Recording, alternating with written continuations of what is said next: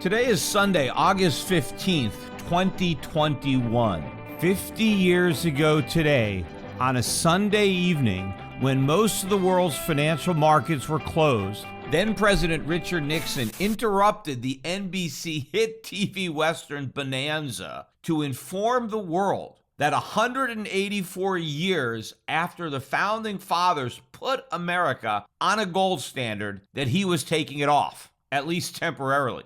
That's what he said anyway.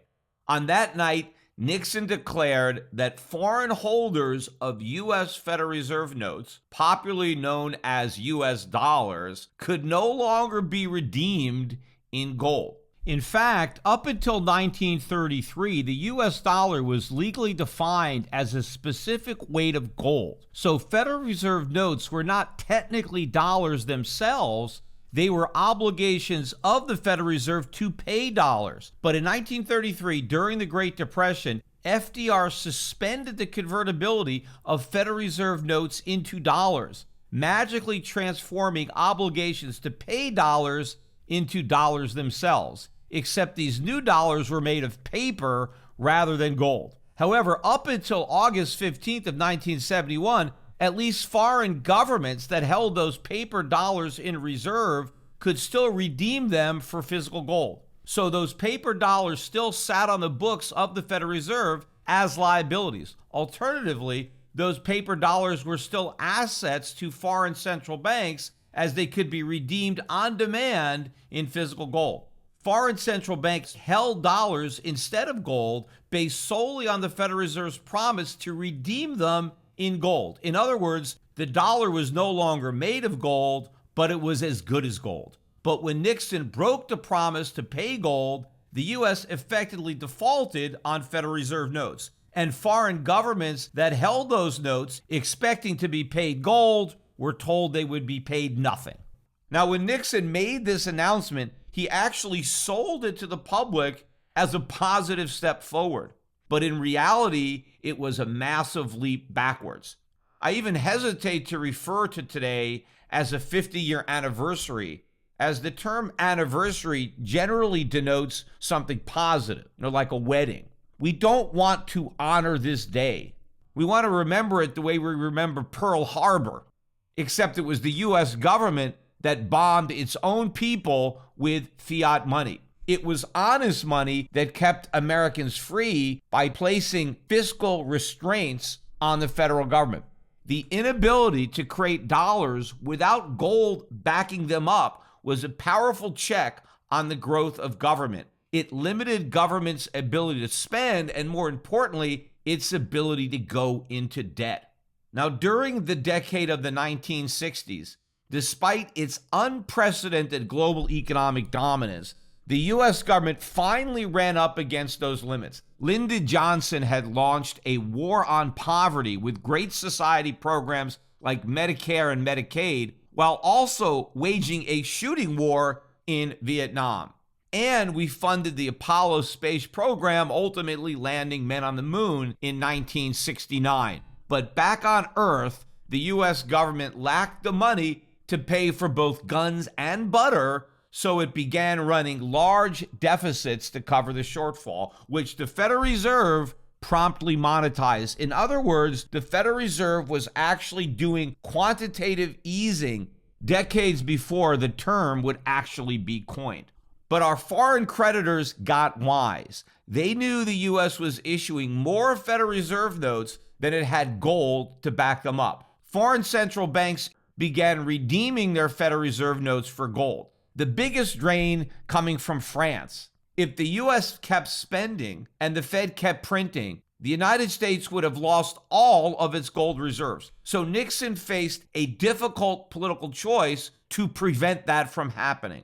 One option was to cut government spending or maybe raise taxes dramatically, or some combination of the two, turning those large budget deficits into surpluses, thus enabling the Federal Reserve to withdraw from circulation all of those extra notes that had been put into circulation to finance prior deficits. This would have forced the U.S. into a severe recession, and it would have allowed consumer prices to fall back down to levels that would have been consistent with a $35 gold price. Now, the second option was a major devaluation of the dollar. This would have meant that the official gold price would have had to have risen to a much higher level that would have been consistent with the greater supply of Federal Reserve notes, and it would have matched the increase in prices of other goods and services that had already resulted from the massive inflation that the Federal Reserve had already created to fund government spending. However, even this embarrassing option, if chosen, would have required government to bring deficits under control to prevent future devaluations from having to take place. Now, since neither of these options was politically appealing, Nixon found an expedient way out. He actually cheated. He stopped the gold drain not by reimposing fiscal responsibility, but simply by closing the gold window. And despite his initial claim that this move was just temporary, the window has remained shut ever since. Nixon's initial plan was to reopen the window with a higher gold price. But after two devaluations that raised the official price of gold to $42.22 by February of 1973, Nixon realized that a far greater devaluation would be required. And since that was politically unthinkable, the temporary closure became permanent.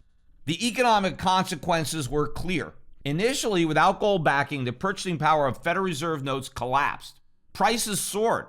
By 1980, the price of gold had risen from $35 an ounce to $850.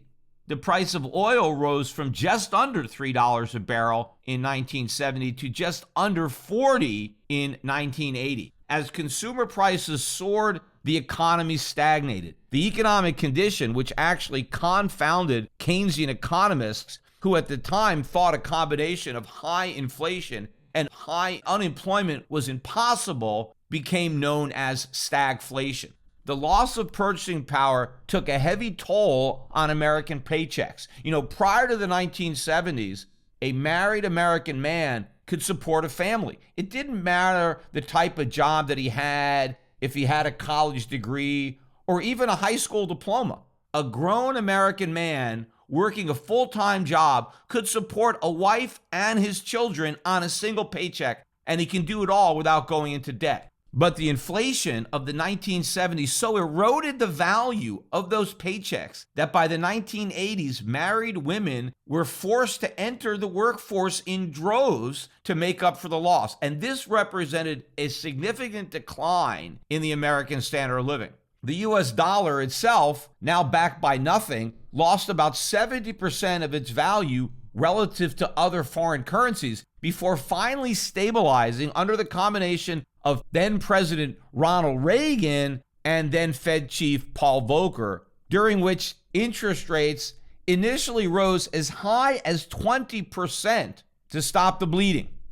Once confidence in a dollar without gold backing was restored, the stagflation of the 1970s finally came to an end in the 1980s. But even though the dollar was no longer backed by gold, it remained the world's reserve currency, though at a much lower exchange rate than when it had been backed by gold. So the dollar was marked down, but it was not counted out as the world's reserve currency. But once the US government could spend and borrow without the discipline formerly imposed by gold, it abused the privilege. The US went on a borrowing and spending binge. Our large trade surpluses turned into enormous trade deficits, and the United States went from being the world's largest creditor nation to its biggest debtor. In fact, the United States owes more money than all the other debtor nations of the world combined. And the national debt soared from just under $400 billion in 1971 to over $28 trillion today. And we now stand on the precipice of an inflationary collapse that will make the stagflation of the 1970s look like the roaring 20s by comparison. It was 50 years ago today that the US went off the gold standard, but soon the world will go off the dollar standard. And for Americans, the economic and financial consequences will be even more devastating. Just like Charles de Gaulle of France could read the writing on the wall back in the 1960s, we can read that writing today. The quantitative easing that began following the 2008 financial crisis far exceeds the QE program of the 1960s. Gold is as underpriced today in 2021 as it was 50 years ago in 1971. In fact, on the same day that Nixon took us off the gold standard, he also announced a misguided effort to control inflation with the temporary imposition of wage and price controls. And the reason for such a draconian move was that the government and the entire nation had become very concerned about an annual inflation rate that for the first time exceeded 4%. Now, it's important to point out that today's official annual inflation rate already well exceeds that rate, and it would exceed it by a much larger margin if we still measured prices using the same CPI that we used to measure them back then. But this time, instead of taking aggressive action to address the problem, the government simply dismisses it as being transitory. And just like de Gaulle exchanged France's Federal Reserve notes for gold, you need to do the same thing with yours. And Schiff Gold is here to help, not only by helping you to remember this fateful day in history, but by reducing the cost of protecting yourself from history repeating. Schiff Gold is now offering $50 off any gold purchase of $5,000 or greater. So contact your Schiff Gold representative today. Just use the promotional code Nixon to take advantage of this offer and exchange your fiat money for real money before it's too late.